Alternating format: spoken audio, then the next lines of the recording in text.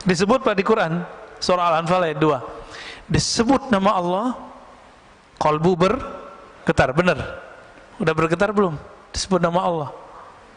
Loh kok enggak? Enggak bisa dilihat di sini, Pak. Rasain sendiri. Cicipi nama Allah itu, lalu rasakan getarannya sendiri. Kalau enggak, berarti belum dapat dalilnya. Dalil bahwa nama Allah membuat getaran di kalbu. Nah, yang sudah dapat ini sudah bakat bisa melihat dirinya, bisa melihat kelemahan dirinya. Insya Allah ya. Cobain zikir setiap ba'da subuh sampai sebelum terbit matahari, 40 hari aja. Itu kalbunya bercahaya itu, Pak. Hidupnya akan lebih terasa bermakna. Tapi belum pernah nyoba kan? Nah, itu masalahnya. 40 hari aja. Sayyidina Umar ada masalah 40 hari begitu. Nabi Muhammad SAW ketika beliau berkhalwat di Gua Hira, beruzlah, itu juga sama 40 hari. Nabi Yunus di perut ikan 40 hari. Nabi Adam sujud 40 hari. Semuanya 40 hari, Pak.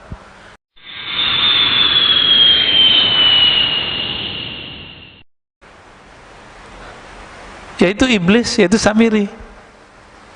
Itu bisa panjang, kenapa ini nggak boleh panjang gitu? Oh, nggak ada dalilnya. Nggak ada dalilnya. Ente yang nggak tahu dalilnya. Bukan berarti kita nggak tahu dalilnya. Kan dalil banyak, Pak. Dalilnya orang-orang ateis itu dalil empirik, nggak kelihatan, dia nggak percaya. Maka ateis itu nggak cerdas-cerdas amat. Karena mereka kecerdasannya baru kecerdasan empirik. Empirik ini indrawi. Nggak kelihatan, nggak terdengar, nggak ada. Jadi jangan dikira orang-orang ateis itu pinter-pinter, Pak. Itu justru kebodohan. Ada dalil yang kedua, dalil akli. Saya berpikir, saya percaya. Saya menerima, oh kayaknya masuk akal nih, saya percaya. Ini dalil yang kedua, dalil akli. Kalau dalil empirik tadi, ini sekarang sudah masuk ke wilayah agama. Yang empirik tadi. Kalau saya nggak lihat dalilnya, saya nggak percaya. Berarti dalil itu mesti ada dalam tulisan buku bagi dia. Nah, maka sekarang banyaklah jamaah-jamaah terkena penyakit ini. Mulai nanya ke ustadznya, bagus ya. Mana ustadz dalilnya? Kita kasih dalilnya. Nanya lagi, nomornya mana? Ini mulai terjebak gitu, Pak. Emang nomor semua kita pada nomornya? Coba yang ngaji kitab kuning dulu. Kitab itu kan sama, Pak. Dulu dicetak kuning, sekarang cetak biru. Ya? Bukan biru, Pak. Dicetaknya sekarang putih. Tapi itu sama, itu kitab kuning. Nggak ada, Pak, nomornya dulu. Pernah saya dulu membuka kajian Sahih Bukhari, emang nggak ada nomornya di kitab saya. Kitab jadul darul. Si jamaah ngotot. Mana nomornya? Ya, kamu lihat aja sendiri. Nah, ini jebakan empirik kepada orang beragama hari ini. Udah nggak percaya lagi sama kiai, sama ustadz. Nah, ada dalil pengalaman. Itu dalil juga. Bapak yang punya pengalaman hidup lebih panjang daripada saya, itu dalil hidupnya lebih banyak daripada saya. Tapi yang bikin kita beda di sisi Allah bukan dalil itu. Yang nomor 4, dalil zauqi, dalil ruhi, dalil qalbi, dalil yang masuk ke kalbu. Coba di Quran cuma dikatakan iza dzukirallah wajilat qulubuhum, disebut nama Allah kalbu bergetar. Kertasnya bergetar nggak? Disebut Pak di Quran surah Al-Anfal ayat 2. Disebut nama Allah, kalbu bergetar. Benar?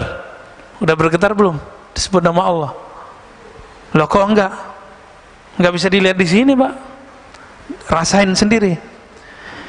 Cicipi nama Allah itu, lalu rasakan getarannya sendiri. Kalau enggak, berarti belum dapat dalilnya. Dalil bahwa nama Allah membuat getaran di kalbu. Nah, yang sudah dapat ini sudah bakat bisa melihat dirinya, bisa melihat kelemahan dirinya. Insya Allah ya. Nah, kembali ke yang tadi, Ibnu Ta'ilah mengatakan engkau dibukakan, dikasyafkan kelemahan dirimu lebih afdol daripada engkau dibukakan alam gaib. Gitu ya.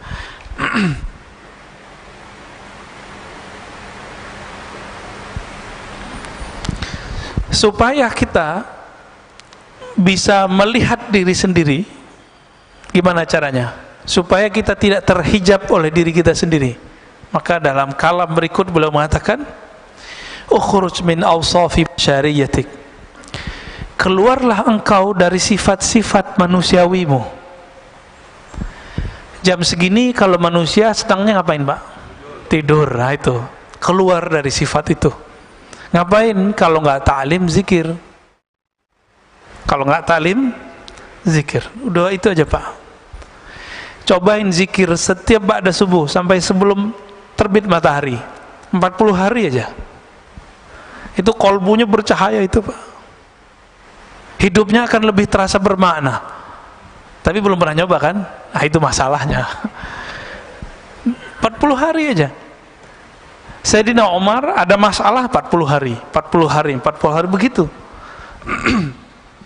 Nabi Muhammad SAW ketika beliau berkhalwat di Gua Hira, beruzlah, itu juga sama 40 hari. Nabi Yunus di perut ikan 40 hari. Nabi Adam sujud 40 hari. Semuanya 40 hari, Pak.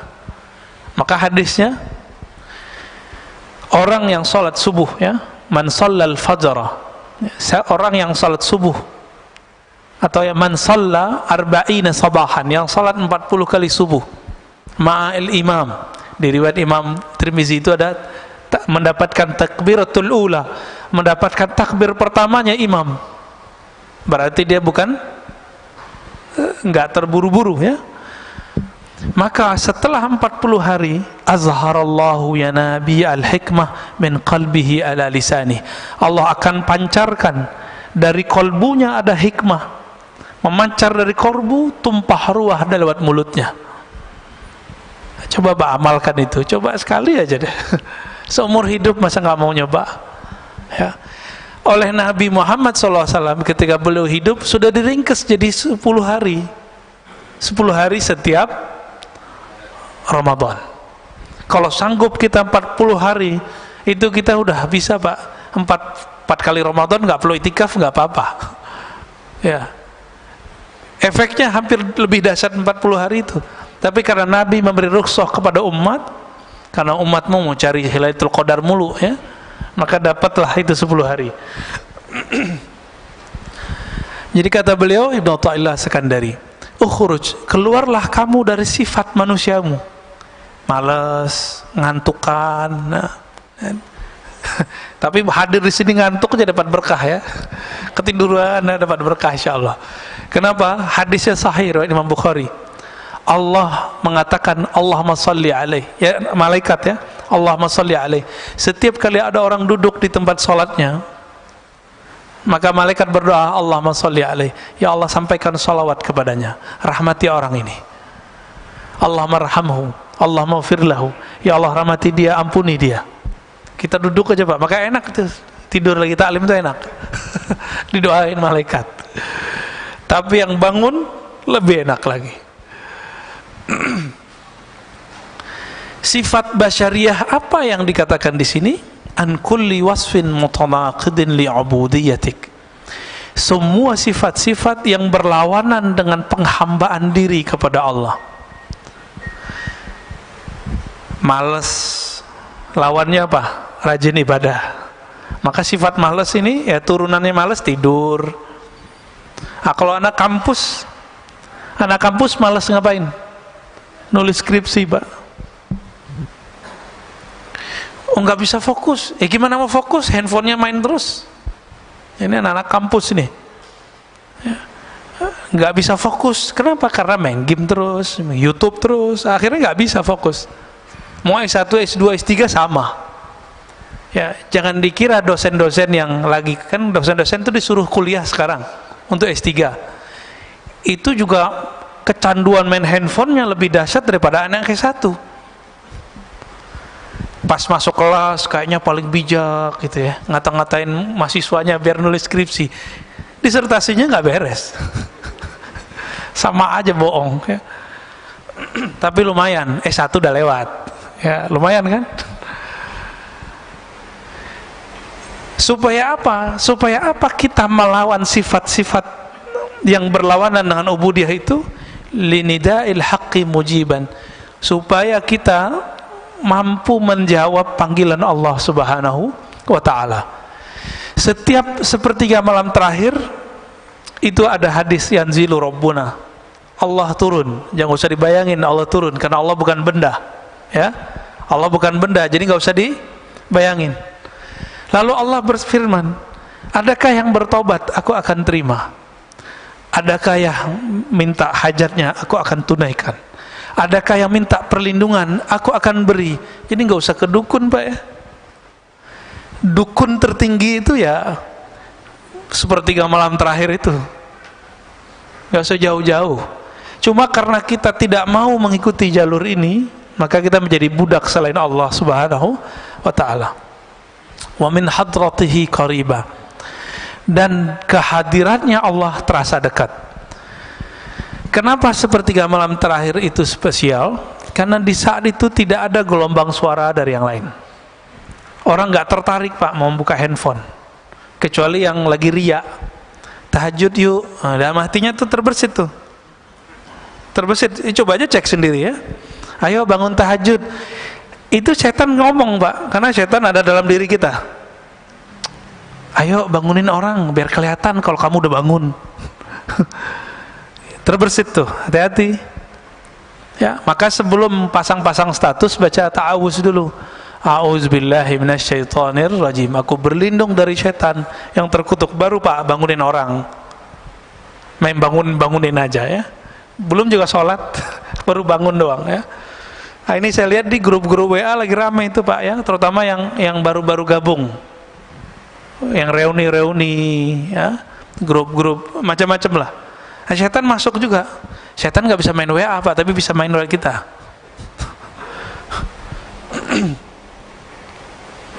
Bagian terakhir ya, aslu kulli ma'siyatin wa ghaflatin wa syahwatin ar-ridha 'anil nafs. Kenapa ada maksiat? Kenapa ada kelalaian? Kenapa ada kita ini mengikuti hawa nafsu? Apa jawaban beliau? Pokok penyebabnya adalah satu, ar-ridha 'anil nafs. Kita meridhoi kehendak diri, kehendak nafs, hawa nafsu. Contohnya nih, kalau melihat yang bening-bening itu nafs bukan? Benar ya? Kita membiarkan mata kita terpapar Pak. Ya sama aja, mau ustadz ke ustadz sama aja, pendeta nggak pendeta sama Pak, biksu nggak biksu sama, mau dia vegetarian, mau dia makan daging sama. Jadi jangan dikira orang vegetarian nafsunya rendah, enggak. Orang nggak bernafsu ya nggak makan. Ya nggak makan gimana tuh? Ya puasa terus dia tiap hari. Tapi tunggu dulu, kalau puasanya puasa Daud, itu nafsunya masih bisa besar Pak.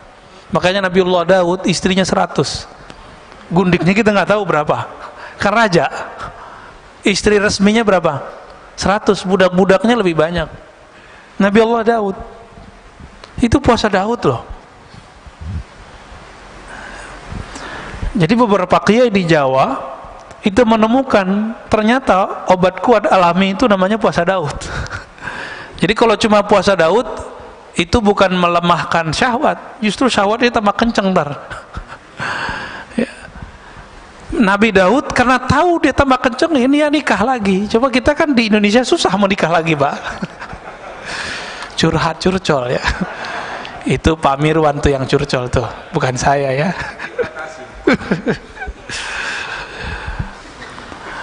Orang itu pikirnya gini, kalau kiai ya, ustadz kalau nikah lagi kan ustadz suci. Lah ustadz suci dari mana? Seharusnya ustadz lebih mampu menjaga syahwatnya. Justru itu salah. Imam Asyuti melihat kenapa ya para nabi ini banyak istri. Imam Suyuti mengatakan dalam syarah beliau dalam hadis Nasa'i, karena para nabi itu beban rohaninya berat, Pak, dan pengalaman rohaninya jika itu datang, yang mampu menawar rasa itu cuma menikah. Nah, Nabi Muhammad itu seharusnya kan boleh nikah 100 Nabi Muhammad, tapi beliau mendiskon dirinya sendiri. Seharusnya beliau boleh menikah seperti Nabi Sulaiman 400, Pak, istrinya Nabi Sulaiman. Hadisnya sahih itu, ada di hadis sahih, ada di Bible. Jadi yang coba ngejek-ngejek Nabi Muhammad, kasih tahu aja, Solomon istrinya 400, guntingnya 600. Ya. Kenapa begitu? Karena ketika orang mendapatkan pengalaman rohani, itu namanya ahwal, itu gejolak dalam dirinya, itu hanya bisa ditawar, bisa diredam cuma dengan menikah. Itu sebabnya para nabi itu istrinya banyak. Loh, kok begitu Ustaz? Ya, emang begitu, mau gimana lagi? Ini mohon maaf, kenapa di surga yang disebut selalu hurul ain, al-hurul ain, hurul ain, bidadari, bidadari, bidadari. Mohon maaf ya, kenapa? Ya bukan. Kalau Quran turun di Arab, ya bukan, Pak. Quran turun di bumi, sama, mau di Arab mau di mana sama. Pak Mirwan ditaruh gadis depan masih minat loh, walaupun sudah umur berapa? 67 masih minat itu. Tuh tandanya. Kalau kuat kan nggak tutup mata. Kenapa? Iming-imingan surga itu selalu bidadari. Syahwat kan urusannya. Kenapa ada orang jadi teroris, bunuh-bunuhin orang, ketika ditanya, ketika dia gagal, dijawab apa? Saya mau menikahi 72 bidadari. Kita cek hadisnya, hadis Imam Tirmizi, hadisnya sahih, Pak. 72 urusan, mohon maaf, urusan syahwat doang dia harus bunuh seorang. Waras gitu? Nggak waras, Pak. Maka kadang-kadang orang beragama kalau caranya tidak benar, jadi nggak waras. Otaknya syahwat aja tuh, ya, mikirin bidadari yang montok-montok gitu, ya. Kenapa? Ternyata di surga itu nikmat paling tinggi itu memandang Allah. Satarawna rabbakum kama tarawna syamsa bila sahab, kama tarawna al-qamar fi lailatul badr. Kamu akan memandang Allah nanti di surga seperti memandang matahari tanpa ada awan, memandang rembulan di bulan purnama, di malam bulan purnama. Dan itu memandangnya lebih nikmat dari semua nikmat seksual. Kita pengen ngurusin mata aja harus kena macet dulu di puncak. Enggak. Sekarang diam-diam tuh orang ke puncak. Ya biar enggak di swab, nggak antigen, bener nggak? Diam-diam mau ngurusin mata ini doang. Jadi mata ini senang yang indah, dan Allah itu maha indah. Innallaha jamil yuhibbul jamal. Allah itu maha indah. Keindahan Allah subhanahu wa ta'ala itu tidak bisa diakses oleh sembarang orang, apalagi yang berharap dapat nikmat syahwat doang di dunia, di akhirat. Maka surga itu ada surga namanya jannatur ru'yah, surga memandang, itu yang Nabi sebut tadi. Ada jannatus syahwah, jannah surga syahwat. Setiap masa, setiap satu hari, harinya surga berapa hari kita? Alfasanah, 1000 tahun. 1000 tahun kita baru satu hari di Firdaus, surga paling tinggi, Pak. Itu mereka setiap hari mampu melihat Allah subhanahu wa ta'ala, diizinin sekali. Tapi yang di bawah Firdaus, kalau tadi sekali sehari surga, mungkin mereka sekali setahunnya surga. Kalau sekali setahunnya surga, dihitung aja, Pak, berapa ribu itu. Anggaplah sekali 1000 tahun mereka baru bisa melihat Allah, dan Allah memperlihatkan dirinya sekali. Ketika Allah tidak memperlihatkan dirinya, apa yang terjadi? Mereka mempunyai rasa rindu melihat Allah, musyfiqun, ya, rasa takut plus rindu. Rindu Ini murid aja kalau sama guru bisa rindu. Jadi kita punya teman itu pengen sekali ketemu, nggak tahan dia mau ketemu Pak. Ada, ya, pengen ketemu gurunya. Oh, kadang jauh-jauh dari mana dia datang. Makanya guru-guru kita, kiai-kiai kita itu dia punya pesantren di pelosok, muridnya dari mana-mana. Itu kerendian murid pada guru, apalagi Tuhannya guru. Itu lebih dahsyat Pak. Apa yang bisa menawar itu, yang bisa meredam itu semua gejolak itu? Itu hanya nikmat syahwat. Maka dikasihlah 72 bidadari, itu mah kecil Pak, terlalu sedikit 72 itu. Ya mungkin ada yang kasih 1000 ntar ya, kan asik tuh. Tapi bisa nggak menawarnya? Dia hanya sesaat. Makanya ahli surga itu nanti mencari ilmu ma'rifatullah lagi kalau dimasuk surga. Mumpung masih di dunia, cari Pak ilmu ma'rifatullah sekarang. Jangan cuma ilmu zahir doang yang dicari. Cari ilmu ma'rifatullah. Saya lagi belajar zikir. Zikir beda dengan ilmu ma'rifatullah. Zikir itu cara mendekat. Kalau ma'rifat itu keilmuan, masuknya ke alam rohani. Cari ilmu itu mumpung masih dunia. Tapi hati-hati, sekarang di YouTube banyak yang begitu, nggak usah dipercaya, ya. Sekarang di YouTube tuh banyak yang ngaku-ngaku kajian-kajian ini, kajian Nur Muhammad, kajian, ada yang benar, ada yang enggak Pak, ya. Kajian rasa, ijazah zikir, ini di mana-mana. Ini bulan ini memang saya berkali-kali, karena kita dengar, kita lihat ada orang ngamalin ijazah zikir dalam YouTube, sekarang sudah menjadi gila. Nggak jelas Pak untuk ujungnya kemana. Ya, ada yang udah mati juga ada. Ya, nauzubillah min dzalik. Jadi orang waras lebih enak ya. Zikir kalau nggak ketemu sama gurunya nggak usah diamalin. Saya bisa download Ustaz, ya nggak usah, biarin itu. Harus ketemu gurunya, dapat ijazahnya. Kalau nggak usah diamalin, ya. Udah amalin aja yang dulu dapat. Gimana Pak Mirwan? Udah. Kita tutup dengan kalimat setelahnya, ya. Wa aslu kulli ta'atin wa yaqzatin wa 'iffatin 'adamur ridha minka anha. Adapun ketaatan asalnya bukan pada ridho pada syahwat tadi, tapi kebalikan itu, tidak meridhoi syahwat kita. Jika sepertiga malam terakhir, jangan membiarkan diri tidur. Itu yang dimaksud tidak meridhoi syahwat tidur. Kita makan nih enak, cukup satu kali nambah lah, jangan terus nambah lagi. Nah itu sudah mulai masuk dia itu. Jangan-jangan makannya nggak pakai basmalah ya. Nanti modus, Ustadz kasihan mubazir, nah, itu lain cerita tuh ya. Mubazir kan teman setan, nah, itu lain cerita ntar. Jadi Imam Nu'ta'ilah memberikan oleh-oleh bagi kita supaya kita lebih mengenal diri, sehingga kenal Allah, maka ketahuilah aib diri. Keluarlah dari sifat-sifat manusiawi yang rendah dan kita mengambil jalan ruhani yang tinggi. Dan ditutup oleh beliau bahwa ketaatan dimulai dengan tidak meridhoi hawa nafsu, sedangkan kemaksiatan, kelalaian dimulai dari meridhoi hawa nafsu. Semoga Allah membimbing kita ke jalannya. Amin ya rabbal alamin. Ada yang mau didiskusikan Pak? Pasti Pak Mirwan lagi nih. Tafadhal. Bismillah.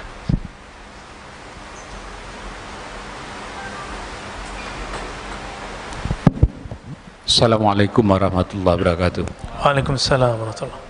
Tadi dikatakan bahwa Musa Samiri, Musa bin Sam'un As-Samiri. Musa Samiri itu sekarang pun sudah ada. Kita semuanya menganggap Musa Samiri itu waktu zaman Nabi Musa aja, habis itu sudah tidak. Ya. Kalau itu yang terjadi, berarti Dajjal pun demikian. Dajjal pun dari dulu sampai sekarang juga udah ada, bukan kita menunggu Dajjal. Ya, di Indonesia pun banyak Dajjalnya. Ya, nggak usah saya sebutkan satu-satu, nanti rame. Jadi saya kira ngapain nunggu Dajjal datang nanti?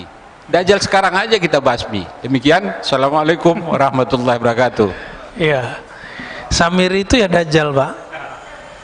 Jadi ada dajjal yang teri, ada dajjal yang kubro, yang asli itu. Itu Samiri.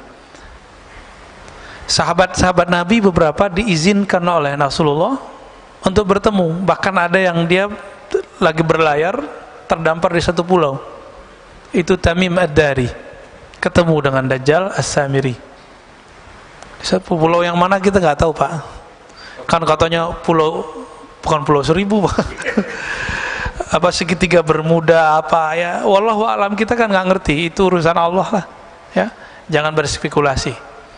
Mungkin itu salah satu pulau-pulaunya, tapi itu bukan satu-satunya, ya. Lalu ada dajjal yang artinya maknawi. Apa kata Nabi? Setelahku la nabiyya ba'di, tidak ada lagi nabi. Tapi akan muncul salasuna dajjalun. Muncul 30 dajjal. Jadi Nabi kasih angka 30. Itu yang gede-gede itu. Yang pokok-pokoknya aja. Mulai dari Musailamah Al-Kazzab, namanya Kazzab, Kazzab Dajjal sama artinya. Jadi Musailamah Al-Kazzab itu ngaku dapat wahyu. Jadi ternyata nabi-nabi palsu ini juga dapat kasyaf dia, setar yang masuk ke dalam dirinya. Hati-hati, Pak, ya. Yang dapat bisikan-bisikan belum tentu dari Allah tuh, ya. Siapa tahu dari iblis, ya.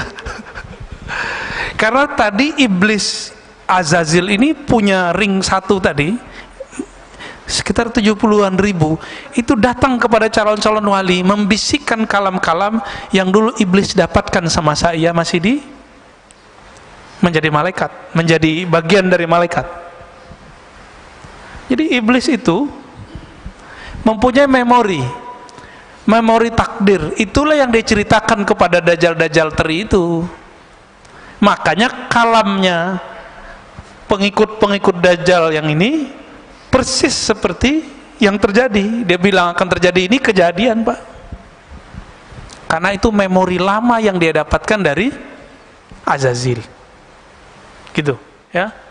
Ya mirip-mirip kayak nabi, tapi nabi palsu. Nabinya iblis. Wali, tapi bukan waliur rahman, tapi wali syaitan. Ya. Jadi nggak usah kita membasminya pakai apa, Pak? Karena dia masuk lewat intelektual, kita masuk lewat intelektual. Dia mau membongkar iman, maka kita pertahankan iman. Nggak perlu kita bunuh, Pak, dia, ya. Itu Pak Mirwan aja yang ngurus start. Ya, tafadhol. Ada lagi?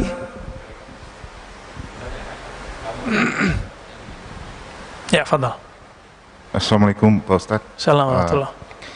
Izin bertanya, mungkin ada kaitan juga dengan topik kita pagi ini, dan di beberapa ceramah Buya yang lain juga pernah disebutkan tentang panjang angan-angan.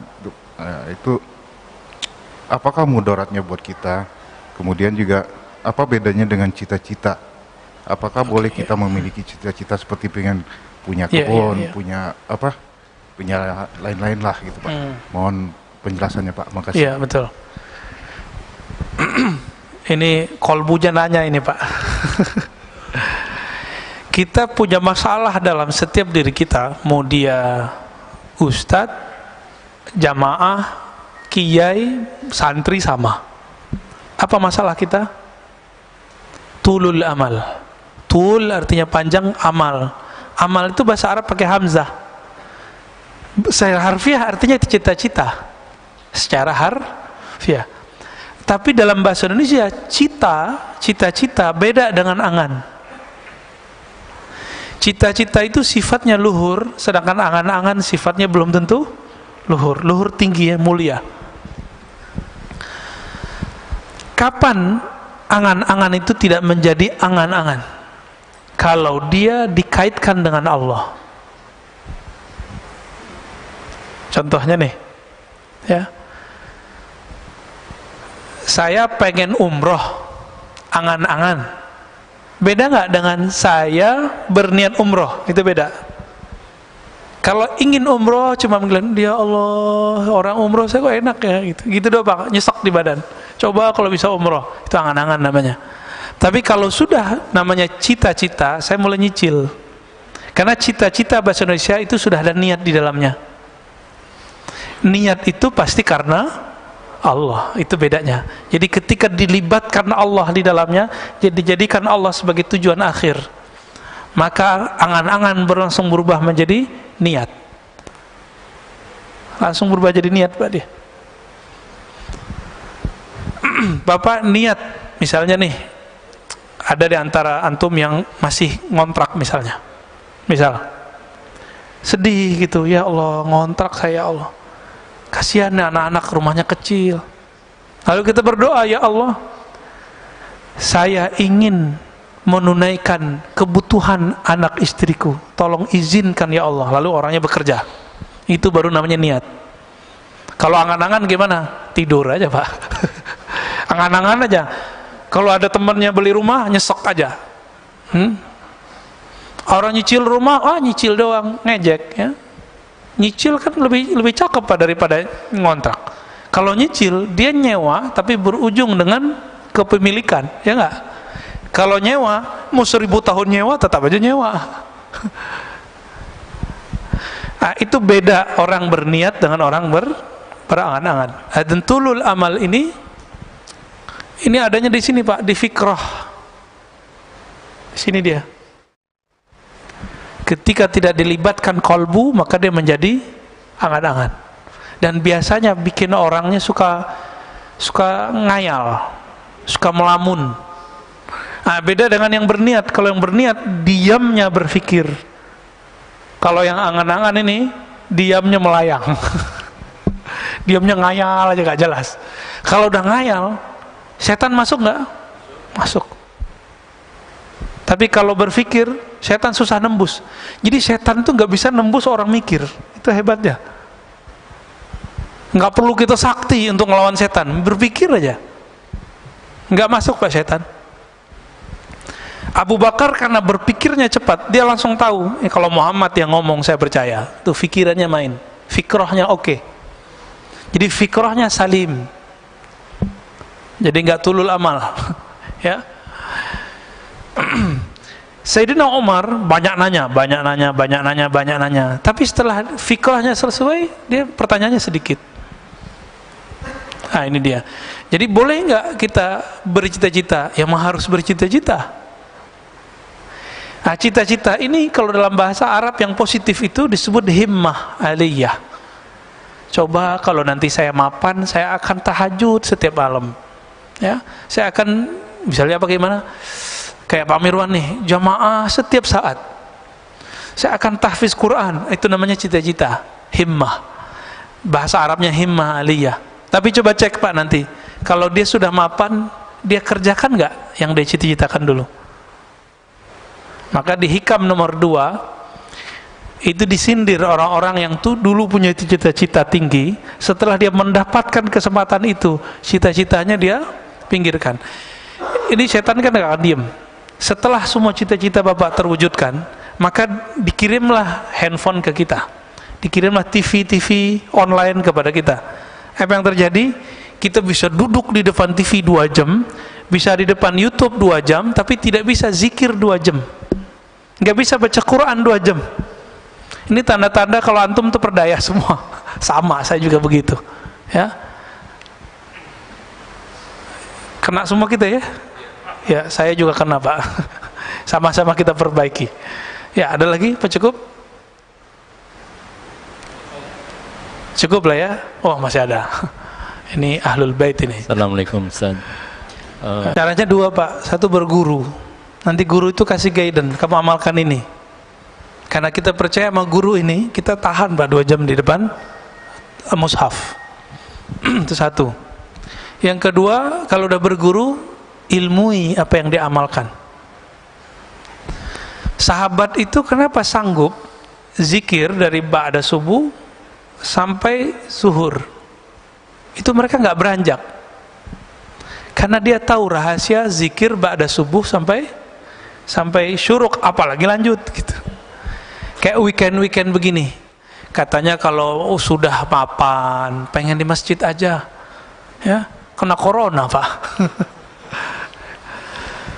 Intinya masjid apa? Zikir toh. Intinya masjid baca Quran, intinya masjid taklim. Ini taklim bentar aja udah gelisah, ya kan? Udah syuruk nih. Ini cara setan nipu nih Pak, hati-hati. Hati-hati di situ. Ya. Nah, tapi yang belum tahu ya nggak apa-apa. Lebih afdal ngaji apa sholat? Hah? Ngaji, beneran.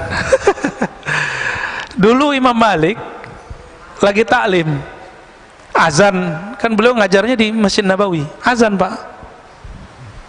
Tiba-tiba ada seorang murid langsung dikemas tuh kitab-kitabnya, dimasukin ke kopernya lah kalau gitu sekarang. Lalu Imam Malik nanya, bro, ente mau kemana? Mau sholat sunat tuan guru. Apa kata Imam Malik? Oh gitu ya, menurut kamu lebih afdol berilmu atau sholat sunat? Apa jawaban dia? Bingung juga dia Pak.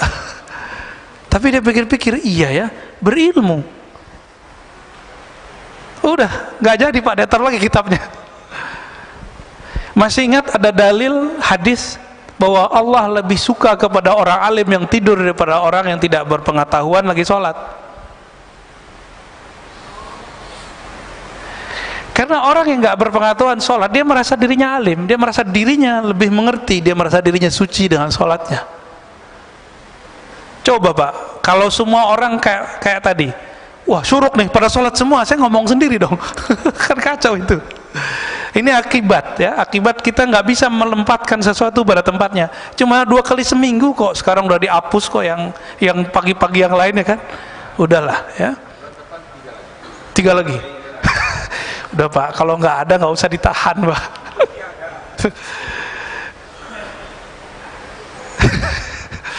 Jadi Bapak saudara Allah, ini mohon maaf kalau ada yang tersinggung ya, silakan tersinggung.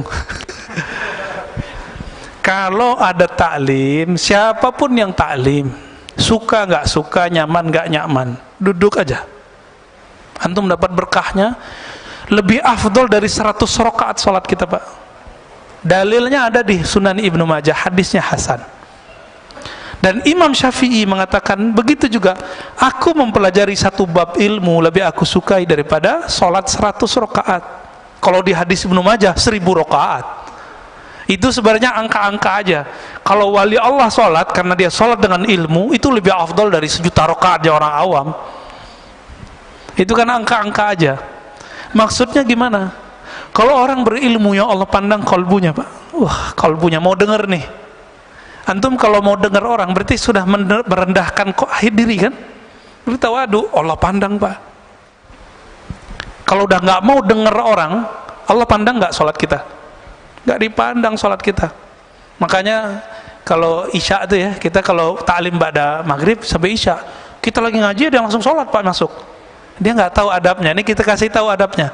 Kalau kita masuk ke satu masjid, orang lagi taklim, cukup istighfar, salawat, duduk. Istighfar minta ampun, ya Allah saya masuk masjidmu tidak sholat. Kenapa? Ilmumu lagi ditebar. Kita minta izin duduk. Duduk langsung. Itu lebih afdol daripada sholat tahiyatul masjid di 100 masjid. Gitu. Jadi benar Pak. Ya. Karena yang Allah pandang selalu qalbu, bukan gerak fisik. Innallaha yanzuru ila qulubikum. Allah pandang qalbumu, bukan fisikmu. Dan Allah lebih senang lagi nanti nih, setelah ini Bapak sholat, wah dapat 2 deh. Udah dapat ilmu, dapat sholatnya. Allah pandang qalbunya, Allah hargai rakaat-rakaatnya. Semoga kita pagi ini diberkahi oleh Allah. Semoga Allah angkat derajat siapapun yang hadir hari ini. Allah pandang kita meskipun kita tidak beramal banyak. Allahumma rfa' darajatana bi'ilmik. Ya Allah angkat qalbu kami, hati kami, ruh kami dengan ilmu mengenal Engkau.